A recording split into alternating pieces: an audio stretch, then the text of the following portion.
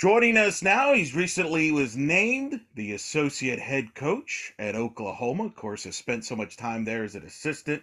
Has been part of 7 Women's College World Series appearances, 5 national titles while his time there at Oklahoma. I speak of J.T. Gasso's making his debut on In the Circle. First, I don't know which one to congratulate you, to be on the show for the first time or the new title, but either way, congrats. Thank you. Thank you. Thank you for having me. Well, let's start with that news. Obviously, being named the associate head coach. What did that mean to you? It was interesting when the news came out. Maybe this is the ultimate compliment. I was like, wait, he's not already? But what did that mean to you as far as your career and moving forward to have that title? Yeah, I'm just very grateful just to be where I'm at, and all the just for Joe C for hiring me, and our administrators, obviously Coach Gasso, Coach Rocha, um, just and Coach Lombardi. When I first got in, it was a pretty powerful dynamic with Coach and Coach Lombardi, and now it's just being able to evolve into what we've been able to do, and doing it with Coach and Coach Rocha has been a blessing. So just very grateful to just be where I'm at and do what I'm doing. Did you ever imagine this when you joined the staff many years? This, what you'd be doing and accomplishing as a coach. Considering, for those that don't know, you were a former baseball player. You played at Eastern Oklahoma State. Did you ever imagine you'd be a softball coach and being basically the success that you've had? No, not really. And the way that it started, my very first game, we were at UNLV tournament, and we were playing Minnesota. And when I was at Michigan State and even at Purdue, we had faced Minnesota, and so I was very familiar with their team and how good they were. They were like peak. They were like those teams. They were really really good. And so Sarah G, when she was on the mound, she absolutely shut us down. So if you were to tell me then, I would be like, man, I don't know if I'm going to make it through this season. Like we got a lot to do. But it's been really cool just to be a part of what's been going on, and I just feel like it's a lot bigger than just any one thing. So just to be able to contribute, do my part, has been really a blessing. Was there a moment where you knew, yeah, I'm in the right profession. I want to do this. Uh, I, that's a great question. I don't know because I've just always loved coaching because I couldn't do. So I was a lot better at coaching and just really learning from other people. I think that's just been my thing, kind of a big nerd on learning from as many people and as many things as I can. So, um, just to be where I'm at, I really just take it, one day at a time, and just be really good at what we have in front of us. So, yeah, just it's been a really cool experience. I want to talk about last year. Obviously, you win the national title, but I want to talk specifically. You obviously, and obviously Patty in the World Series with DJ, also at the World Series with Utah. As a family, do you take a minute to acknowledge and appreciate, like say, wow, this is pretty cool. Like this is not common for a family. The odds of a family all coaching in the World Series with the respective teams on the same World Series. That's that's my big one of my biggest images from last year was that. Do you all as a family kind of realize that in the moment? Well, it's a little we were lucky to be on opposite sides of the bracket, because I got to go to his games, and I went with my wife, went with coach, and we to watch games and got to take it all in. And so just to see what they were able to do last year. I mean, even Paige Parker was and Coach Hogue, we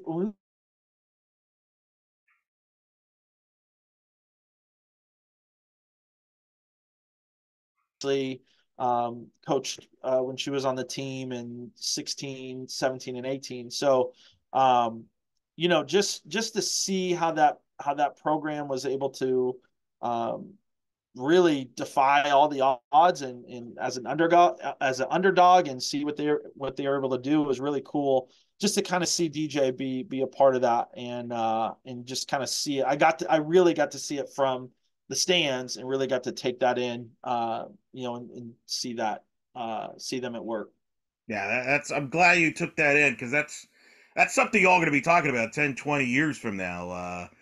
Between that and of course a couple of years ago where you all had to rush to the wedding after winning a national title, which Petty has told that story many a times, including on this show, which I still think is one of the most funniest stories I can remember. When you're worried about the wedding while you're winning a national title against Florida State there on the day they got pushed back. Right. Well, I wasn't worried about it, but I'm going to show up when I'm there. So, hey, it is what it is. Like, let's go. So, no, but it worked out. So it was all good. Obviously you got a lot returning from last year's team that went 61-1. How, as a coaching staff, do you all still inspire and motivate a bunch of 18 to 23-year-olds that have been told how great they are and patted on the back how great they are? Well, I think the thing is just the perspective of it's a completely new season, and every dynamic is different. This dynamic is different than from last year and from the year before and the year before. Like everything is different. So that's just kind of the thing about athletics is, I mean, you're only as good as your season that you're in, and if we start to think about what we've done in the past and what we've done, like you're going to trip up on where you're like what's in front of you. And I think that's a big thing is just seeing like what's in front of you. And it's very easy to fall into that trap of just being complacent, being comfortable. We're just in the mindset blue collar of just every single day we come to work. You bring your hard hat, you bring your lunch, and you just get after it. So um, it's easy. It would be easy from like if you're new and you've done this and done that, but a lot of the players have been really well versed into what that mindset, what that culture is like, to where you just show up every day and you just try and be as good as you can. And a lot of the veterans, the leaders, right? They show the young players that, right? That's how you've been able to maintain this success? Is it passes it on from one group to the next group? Is that accurate? No, absolutely. Aaron Miller showed Sid and Shay and Fale and that whole group, and they showed Grace Lyons and Grace Green and that whole group, and they showed Jada and Joss. Like everyone it's been passed down, and to kind of hear the stories of people talk about who were the leaders when they were younger and who showed them the way has been kind of it's cool to kind of to hear that from different people and just see how in the past how it's kind of been passed down throughout the years. I know when we've had Patty Gass on in the past, the competition internally in the fall that creates, hey, there's jobs open, nothing's guaranteed on that, and that challenges them and pushes them. How do you do that from an offensive standpoint when you have as many returners, but you have some new faces too added to that mix? Well, I think the thing is for me offensively, it's just maximizing what everyone can do. So to think that somebody has a job, like it's just you and no one else is it can be like that mentality, I think can kind of get people to go down the wrong path instead of thinking like let's figure out what everyone can do well and let's figure out ways that we can apply as many of our strengths as we can into different games. And so it just so happens where you have people that, they have very little weaknesses. They have a lot of strengths. But I think one of the things that we try and do is be very creative in how we play the game and using as many people as we can. And I think what you're going to see this year is a lot of people get a lot of opportunities. And you're going to see, matchups, and you're going to see a lot of strategy behind what different people are doing. So I look at it as I want to use everyone, because if you just think about it as like, well, I didn't win the job, well then you could feel like that. What good am I? How can I be used or this? We use everybody. So it's important that everyone's working hard, everyone's doing this and that, but the depth on this team is we have a lot of depth. So we want to be very creative in how we're using the different pieces that are on the team. When you have players like Tiari Jennings, Jada Coleman, Kinsey Hansen, all the Riley Boone's, they've been here, done that. How do you keep pushing them to take them to that next level that maybe some people might say, how can they get to another level? But there is another level. Right. So it really is all about perspective. And, a lot of them have been blessed to go and try out for USA, and they do these different things, and they're exposed to people that are as good, if not better than they are. And they know that, there is you're only as good. Like you're gonna keep hearing me say it. You're only as good as what's in front of you. So if you don't know what's in front of you, you can only prepare yourself for the different things that may or may not show up. And if you know someone out there is working harder, or is like someone out there is working hard, so you want to be that person that is working the hardest. You want to be getting as good as you possibly can and developing. And we've taken a big step, like a big emphasis, a big push in player development, and not just saying it, but like really saying like, how can we get you better through these means, and putting out a roadmap for each person. You look at obviously this team. And every fall when we've had Coach Patty Gasso on, I remember back in the fall, going into the 2021 season, she told me that the offense outperformed the pitching. She said it was the best fall that any offense at that point she ever had. And we saw what happened in 2021 with that offense, one of the maybe the greatest offense I've ever seen. The following year, she talked about the pitching outperforming the offense. And it was not a knock on the offense. It was just that the pitching had stepped up. It turned out to be accurate. I'm curious this fall, who outperformed who between the offense and the pitching that maybe stood out to y'all? I just think it was a balance. Like everyone kind of had, their moments, and that's the thing is you saw that when people were getting pushed, like the pitchers, it doesn't matter if you're a pitcher or a hitter, or if somebody is not having success, they have it in them to figure out a way to start having success. And so that's what you constantly see is that back and forth between pitchers and hitters, offense and defense, like just these different teams that have really made people go to another level.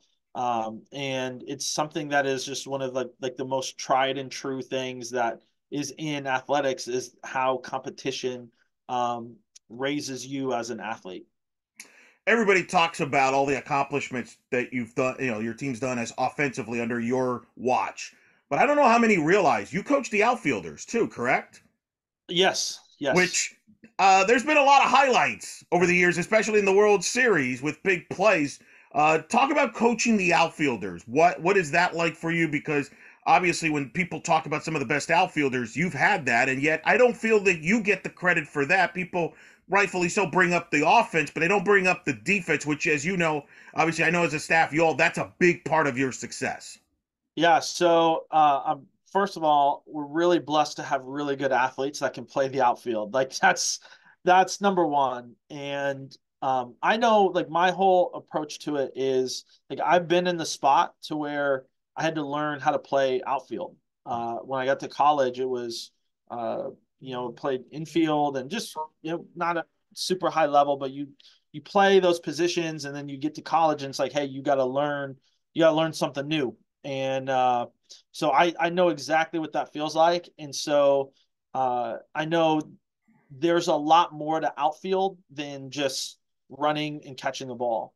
How your angles, how you're set up, where they're hitting it, how to get the ball, how to like transfer, and these different little nuances that are important. And a lot of people forget too who like how we were raised as a family is on defense. Like that was defense. And so I always have I've always had a passion for defense, and whether it's with outfield or infield or catching or it's just always been at the forefront of kind of what we do. And so we just like I said, we just try and be as good as we can every single day at what we're doing.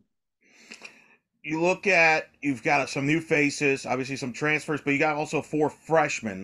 Talk about the new faces and how they're blending in with this team, and starting with the freshmen, because always the freshmen I'm always fascinated by about how you handle a freshman, because each freshman is different. Some might be more advanced in picking up what you're coaching them than others. There's a process. So Right. take me about those freshmen.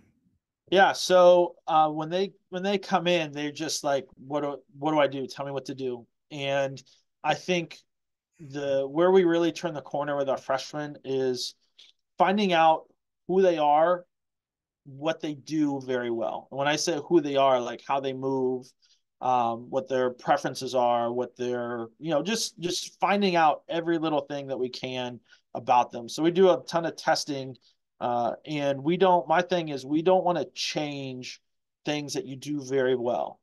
And so we may have some tweaks.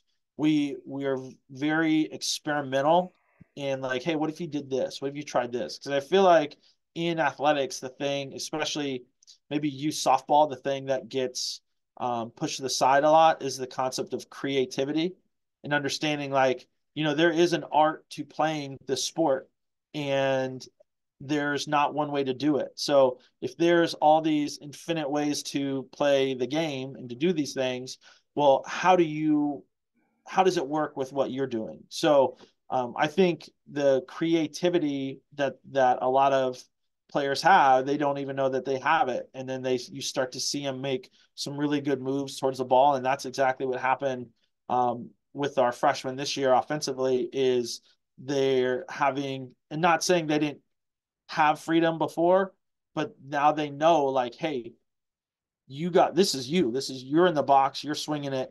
I'm just here to help you. My role is to kind of be a caddy for them. And I tell them that like the first day is like, I'm not going to tell you what to do. I'm here to help you find your way. Right. So, they, all of them were very receptive to the concepts and how our system works and everything. The one person that is just should get most outstanding learner that we've had was Riley Ludlam, our transfer in. She has just gone all in with everything that we're doing, and it's really been exciting to see her develop, because you think someone who's been around, had a well-established, great career already, and just seeing like, hey, I know there's more for me. Like what do we see? So everyone has been great. I know Riley has been, it's really cool to see someone do something for so long and then just be willing and open to I'm not even change, but adapt, and go all in with what we're doing. And Riley is a great example of somebody who's had success. She had tremendous success at Furman in the Southern Conference Player of the Year. As a coach, how do you know how to balance tweaking some things and, doing some things that, obviously it's worked for you and for a lot of your players, but at the same time, don't tweak it too much where, there are things she's doing that has been successful for her. Yeah, so I just think it goes into consistency. Like, how consistent is she at the plate? How consistent are you in the cage when we're, um, throwing the different things at you, and just staying consistent with how you go about your process. And so, when she came in, it may have been like, hey, I don't even know what my process is, and it's just been like a big kind of like self-discovery for her, and knowing like, hey, this is I can do a lot of things really well. And just I think, you know it's really important too for athletes to be confident in what they can do and knowing what they can do. And I think like with data, that's one thing that kind of gets a bad rap is as soon as someone says data, they're like, well, they try and lift the ball, right? And that's not the case at all. It's more so of painting a picture of the things that you can do and kind of who you are as an athlete. And what was awesome is she's like an IT major. She graduated with an IT degree, so she's really smart, and she is like all about it. So um, yeah, it's been cool because and I told her like we're not at the place where you need to change. You do a lot of really good things well, and here's what you do well, and we're going to keep building on top of this. Where do you envision her playing defensively or fitting in the lineup wise when she plays? Is that because I know you all like to have players and try them out in multiple positions just to have that versatility and try different things? Where do you envision her? Yeah, she's been behind the plate, and she's been hitting a lot too. So those are really the and maybe a little first, like she'll get some reps over there, but kind of the same uh positions as Kinsey and the catcher first DP, just kind of have a good rotation to let catchers, not have to be in a squat every single day for 8 hours. Well, no, and that is something I've noticed about your teams is you go out of your way to make sure you've got two catchers that could maybe play first base and give them that time off. You all don't like having one catcher catch many games to kind of keep them fresh. And I would imagine it's the same here with Kinsey, just like you've done in the past. That's always been a part of the philosophy, isn't it? Yeah, and you're just seeing a, a lot of data coming in with injuries and like overuse, and there's the amount of games that we're playing is like I feel like it's really good. Like we're in a really good place as a sport with the scheduling and whatnot. I just know that these players, they come in now as like Corvettes and Lamborghinis, and you don't want to just like rev it, as hard as you can. We're trying to make this a ton of sprints over time and not sprinting marathons, Yeah. and we're not. So we're trying to just manage it as best we can. So I had to check the roster multiple times to verify it, but it's still very bizarre. No Grace Lyons. That's strange to me. I don't know how long that's going to get me to get over that, but or get used to it. I'm sure it's the same for you, but that does bring up an interesting question. Obviously, up the middle defensively, you don't replace a Grace Lyons. Nobody does, but it's an opportunity for somebody else. So how do you see that playing out defensively? And that intangibles that she brought to that team was a special part of that great senior class. yeah, and come our first game, it's going to be interesting to see, because you got to remember, I don't write the lineup, so we have a lot of input, a lot of data that will share and pass along. But right now there's a lot of players, really great players, really great athletes that can do a lot of great things.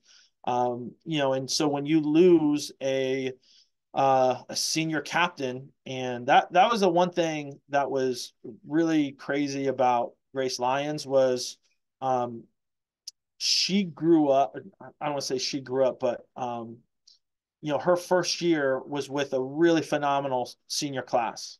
And it's so far, like we're so far away from the 2019 season, but her perspective on what college softball was that 2019 season, like she's still, her and Grace Green, Grace Mead now, but they had that in them. And so they've passed along a lot of good lessons on how to be a good teammate, and leadership, and just how to go about things the right way. And they're very professional in what they did. So it's time for now. That's the cycle that happens in college sports, is you get 4, 5, now I guess like 7 to 8, 9 years if you're playing college football. But if you're passing along those lessons to younger athletes, and I'm just glad that our athletes have the platform to put those things into play. Well, that's the beauty of February, right? You could play multiple different players in that position of a shortstop and see how it plays out, right?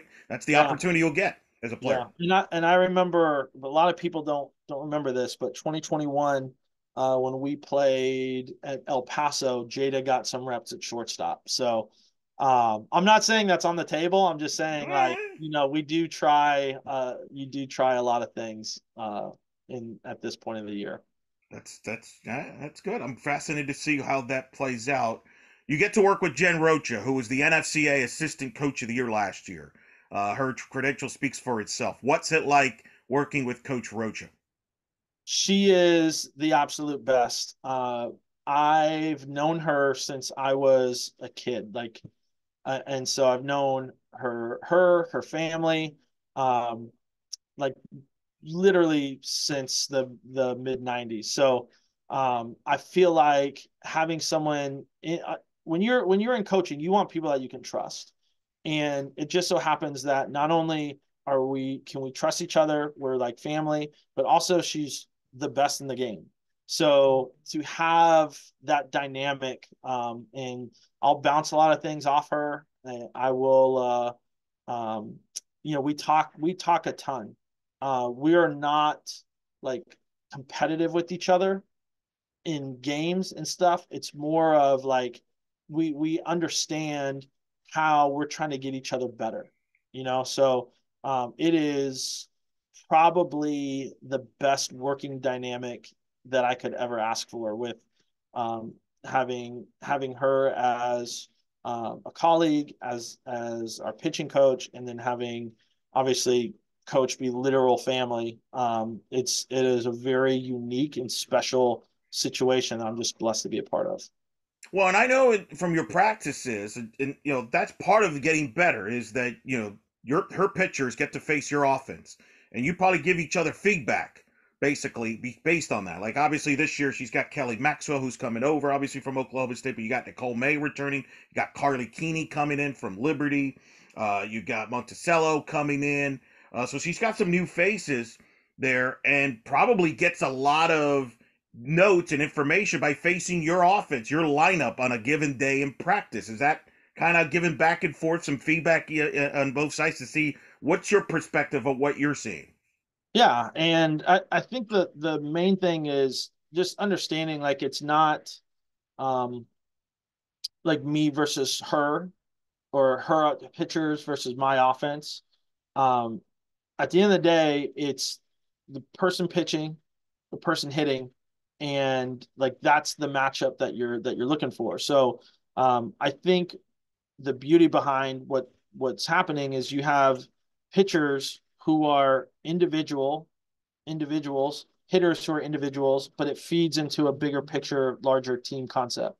And that's where I feel like, softball is so unique. Baseball and softball are so unique that you have individual actions, one on one, like, you know, pitcher versus hitter, um, but over the course of a team.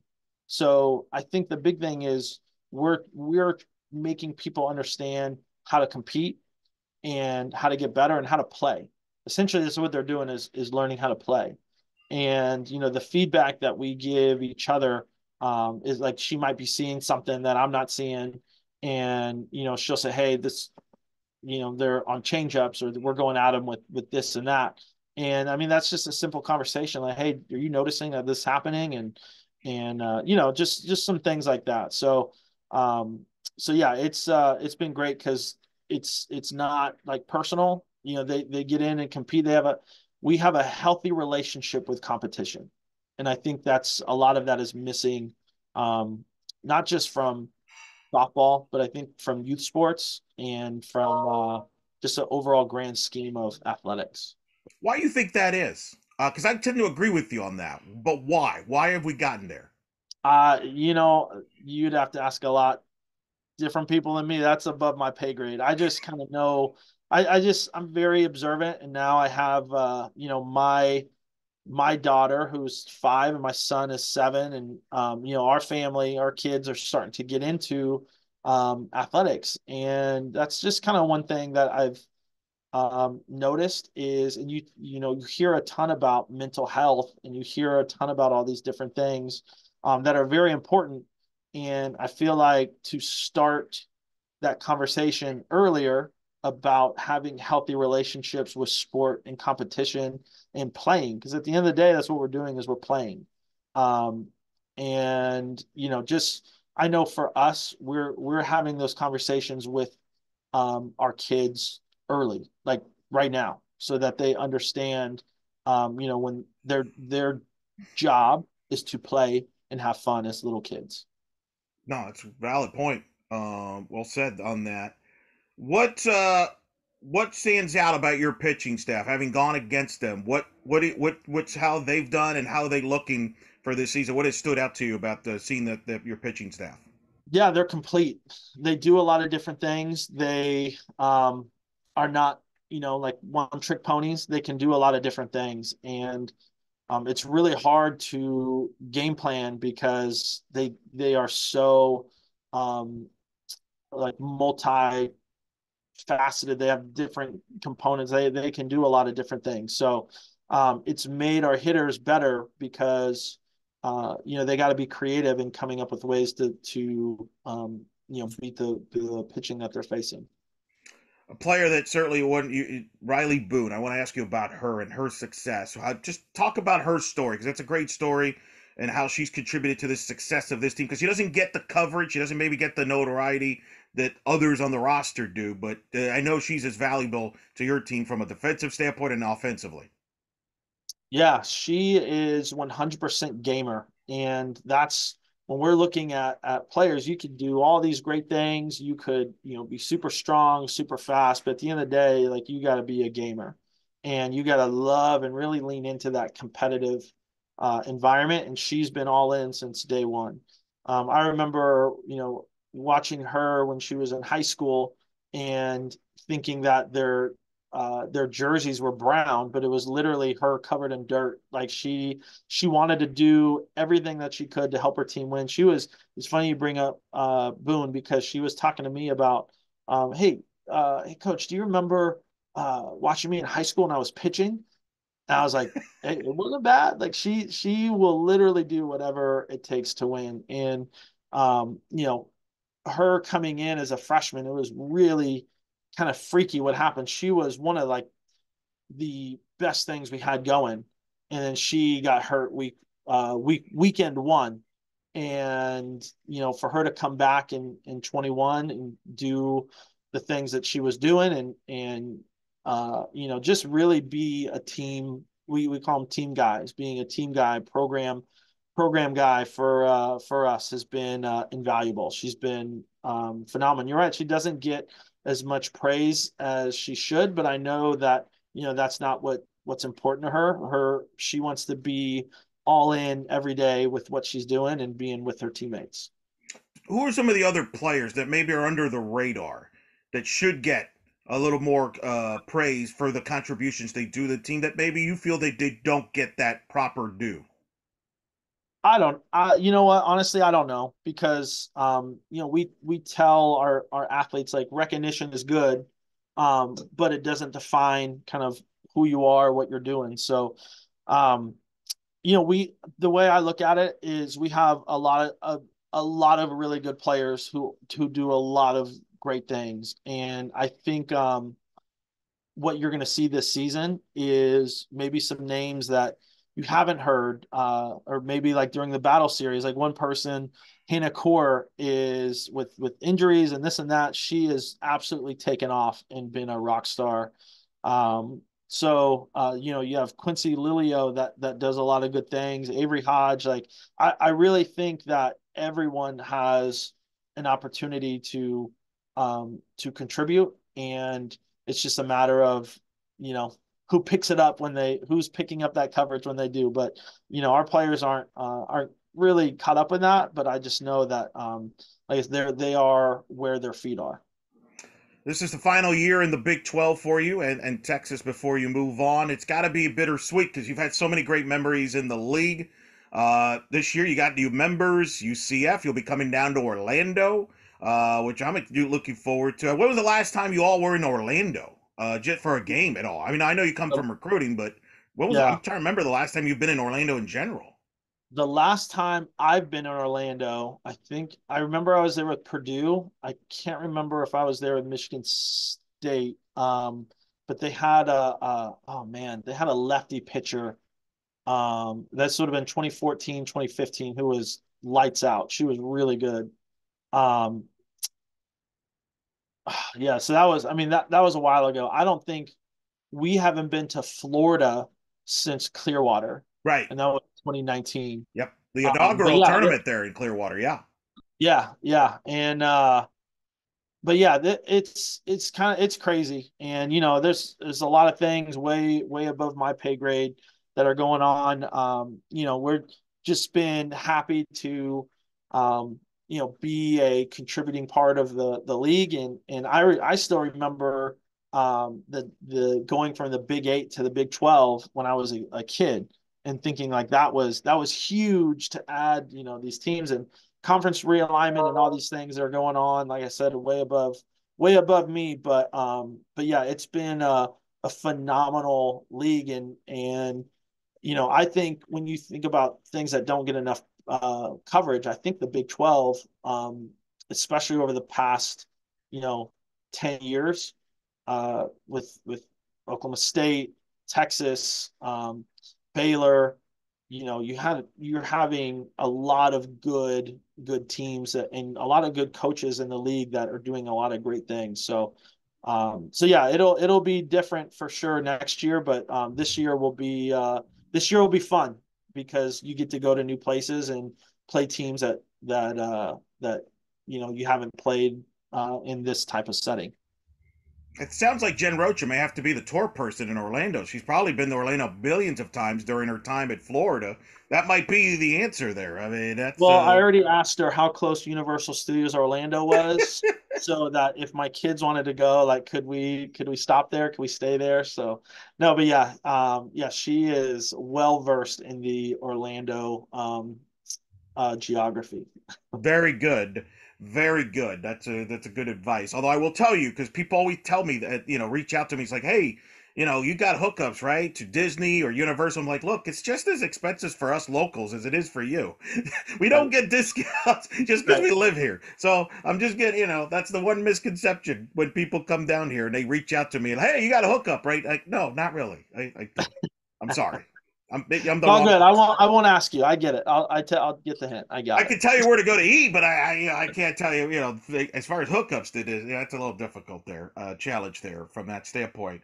But I'm glad you brought up the Big 12 and strength because I don't think you get the credit you deserve for winning the Big 12 titles like you have. I think some people maybe even in the fan base take it for granted, but I mean, a few years ago you had Oklahoma, Texas, Oklahoma State all in the World Series. You were the last three teams standing a couple years ago. Baylor's been to the World Series.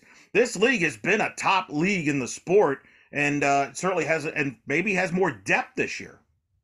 Yeah, no, for sure. And like what Jamie's done at Iowa State has been huge. Coach McFall's at Kansas, and I remember her. She was here in '98 as an assistant, and her and Rich when he was at Oklahoma State. I mean, they were a World Series team. So, you have a lot of really great coaches, a lot of really great teams that make it competitive. So, and what Coach Snyder's doing. Oh, shoot, he was a GA down here, in the early 2000s, and what he's doing at Tech is huge. So you got a lot of really great teams that are going to make this league is tough, and from being here now, what, 8 years, it hasn't gotten easier. So.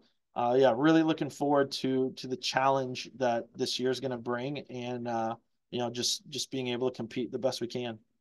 New faces, and yet it's familiar faces. Like Coach Vess, obviously in Yeah. Houston, played at Yep. Oklahoma, two-time Yep. All-American with Hope. Hope now's on the staff, continuing that big tree. And then UCF, you played a couple years ago in that super regional, and they have a lot of players back from that team.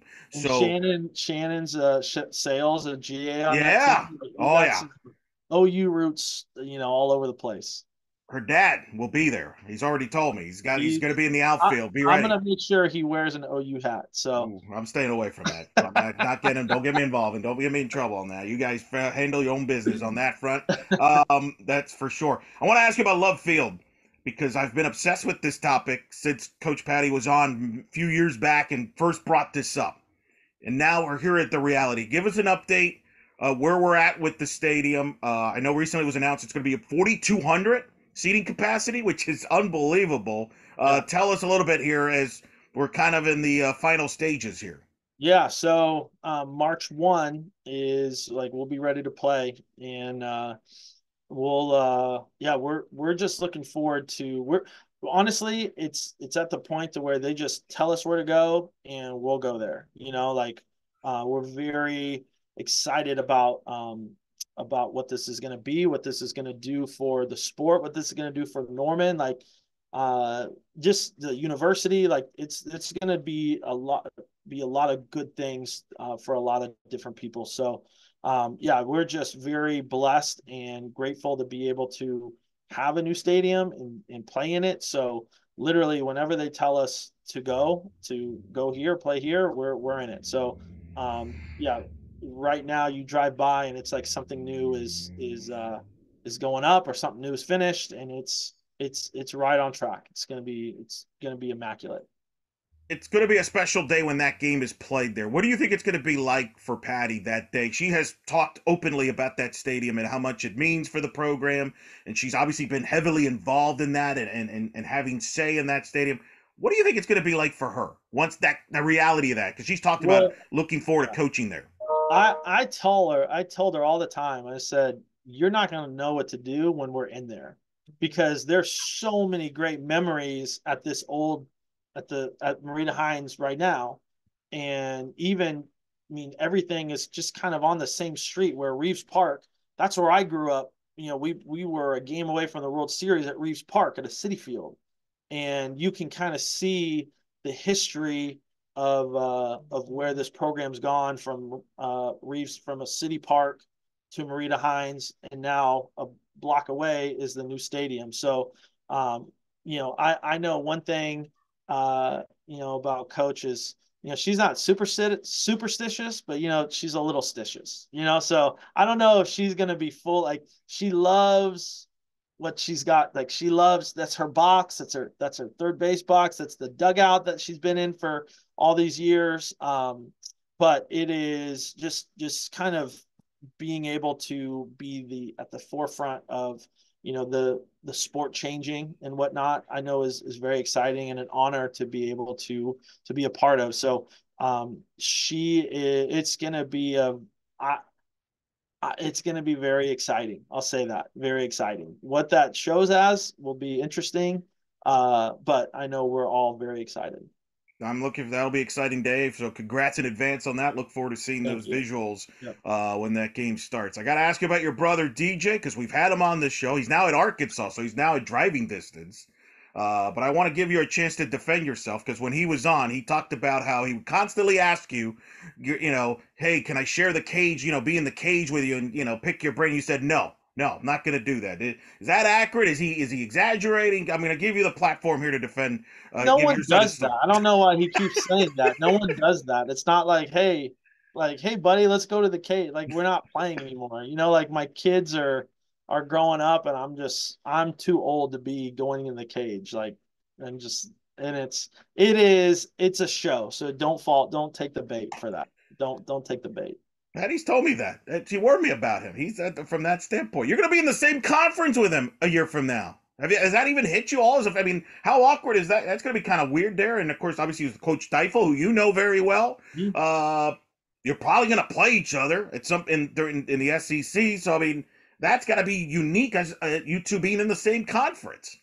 Yeah, we played for the past 2 years when he was at Utah, and those were really competitive games, and it's good. So I think the one thing is we're able to be professional. We're able to you know to keep it all on the field, and it's all good. So yeah, and Coach Deifel, when she was at Maryland, I was at Michigan State. So we've been playing them for I've been in that matchup for a long time. So yeah, it'll be all good. You know, very business professional. So really looking forward to that because we love. I know we all love the challenges of competing with people that you know. What's that like for you? I've seen so many people gone through the program, like the Courtney Deifels or players that have gone on to coaching and having success all over the place. We've talked about some of them already on this show. What is that like for you and the family in general to see all these people have success in part because they stopped off at Oklahoma and what you all kind of what Coach Patty has taught everybody.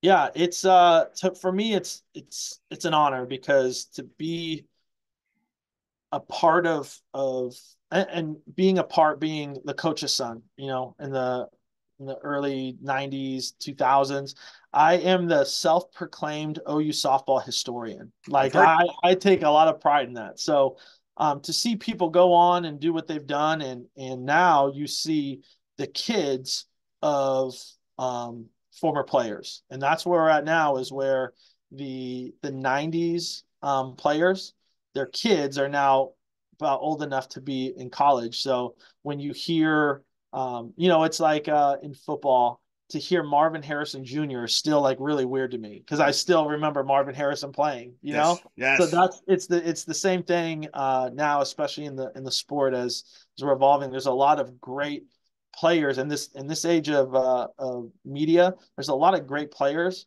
that have a lot of great kids that are playing the game, and um, you know to bring it back to your point, it is really cool to see people come out of here and leave the program, um, and because the mission is to turn um, girls into women. That's been coach's thing for since before I was even involved. So when you see that change happening, when you see people go into the real world and see people go into the workforce and they're doctors and dentists and they're just doing all these great things, it's really I am prideful to have a small little part in what's going on. So I'm glad to hear someone say call themselves a historian because I've been called a historian. I majored in history. So I now you and I are definitely going to have to hang out, and we might have to do a podcast in the off season just about historical we're just Oklahoma. name dropping. Yes. Yeah. Well, I, do you talk to your players about the history, the what they're playing for, that jersey? Because I know over here sometimes I'll have young players ask me questions about what the past was and past players and players getting inducted to their school's Hall of Fame. Do you bring that up to your players as a message of look who players that have paved the way for them? Absolutely, yes. And when these guys, it's funny when the old players come in, um, we sometimes will try and have them talk. Like I know Jennifer Stewart came around in the fall, and she talked to the players for a little bit. And, she had her family going, but then we just say like, hey, you guys realize that that's her on the wall right there, and she was the our first World Series MVP. She carried the pitching staff. She did all these things. And she's from Oklahoma, and she only had one strikeout in the championship series. Like she let her defense work. She was gritty, and just to put a face and put people in like the faces of our athletes and just kind of gives them the perspective of it is just bigger than myself. I am part of a really cool culture and really big sisterhood that came before me, that was built before I even got here. Well, that's awesome. I'm glad you do that, and it's a fellow historian. I appreciate that. We're definitely going to hang out and drop some names in the sport. I feel like that's going to be fun. There's Uh, nothing better than a good name drop. that's the beauty of it. We both, well, I'm sure we do it. Two quick things. I know when we've had Patty Gasso on, she's a diehard Dodger fan. One of her great thrills when she got to throw out the first pitch at Dodger Stadium. Your brother's a diehard Raider fan. Him and Chris Plank are Raider fans. Who's your pro sports team you follow? So let me first start with DJ's Raider fandom. I can't knock on it because it is a fandom, but I also want to just let it be known that it started in like 2021. It's a very recent fandom. Okay? What a weird time That's to pick up on him there. I just yes, yes. So um Dodgers, Okay. Lakers, Jets football. Where did that come from? Yeah, so when I was at Purdue, so I grew up OU football, and my dad was USC football diehard because he grew up in the areas, right? So it was OU football. We'd go to all the bowl games, we'd do all that stuff. When I got to Purdue, I went to the college, not knocking Purdue, but when I went to Purdue, the college atmosphere just at that time wasn't the same or what I was like used to. I'm used to 80,000 fans and just sell out and going crazy. And so I'm sitting there, I'm like, like the Colts were really good at the time. Peyton Manning, it was right before he hurt his neck. And so I was thinking, like, you know what, I want to get into pro football. So my best friend is from New Jersey, and we played college baseball together in small town Wilburton, Oklahoma. And so at the time it was like the Rams had Sam Bradford, the Vikings had Adrian Peterson, the Bears are driving distance from where I'm at. Like there's all these the Colts were right there an hour away. So I had all these different things. I'm like teams, and he, and I won't do his voice, but he basically said like, "Hey, if you want to get on a team, like you need to get on the Jets because you won't be a bandwagon, and you will have like a fan with you, and you'll have a fan base that you can be a part of." And I was like, you know what, that's fair. So now, if you this is I'm going on like year 10 of being a Jets fan. It hasn't gotten any better, but No. it's it hasn't been good, but it I just that's my football team. Wow. Because That's you can't wild. change. Once you go in, you can't Oh, you're change. in. Listen, I'm a Dolphin fan since like the growing up as a 5-year-old. I'm Right. stuck. I'm stuck. I'm stuck Right. with So if this. in hindsight, like my wife, she doesn't have a team. But she when the Rams moved to LA, she was like, wouldn't it make more sense to be a Rams fan? I was like, you know what, it would, but we're here. We're already You in it. can't go back. It's too late. Can't go You're back. done. You're done. Yeah. So Plank and I will have a lot of discussions about draft, and it's just who are you gonna draft? Who's the guy? Because both teams have been in that draft. Like you cannot miss on the draft. So it's He's a big draft guy. Oh man, I gotta look the dates to see because I think the draft's either when you're here in Orlando or the week after, and so uh, Matt, I have a feeling if I'm gonna have to look that up because Plank might want to see the draft while I'm down here. exactly. Oh, but by the way, I think DJ blamed Plank to some extent for this Raider fandom because I think Plank kind of hooked him on that. But I that might be your DJ just making excuses. He's made yeah. He's now look. Like I'm a Jet fan, right? Like I can't Yeah, you say can't say that he's much. a Yeah, big fan, but I'm saying like it's a very new Raider fan.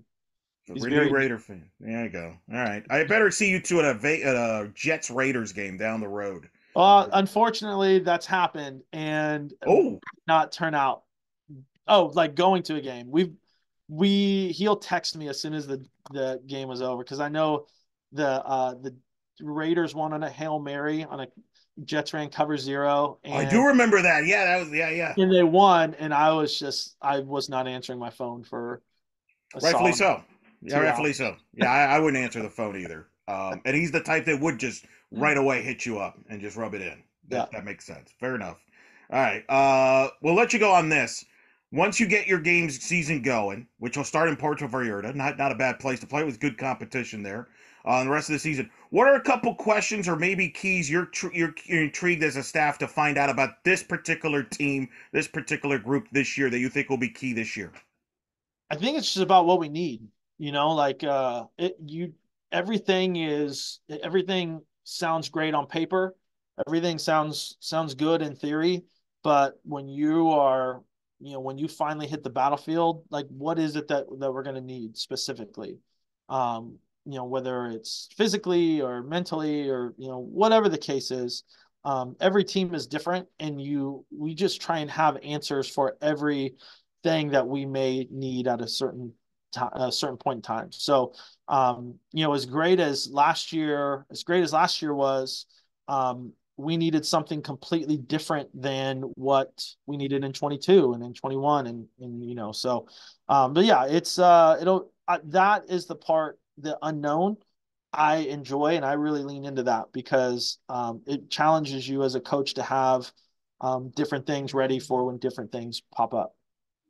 That is Associate Head Coach J.T. Gasso of Oklahoma joining us here and In the Circle. Hey, this has been fun. This has been a pleasure. I've wanted to have you on for a little while, and I'm glad to get you on finally, and you delivered. Thank you so much for taking the time. I know it's such a busy time as you're getting set for the season, but always appreciate you and as a program giving us the time to talk. Look forward to seeing you during the season, obviously, when you make your trip down here on Orlando. But in the meantime, good luck this season, and thanks for coming on. Yeah, appreciate you, Eric. Thank you.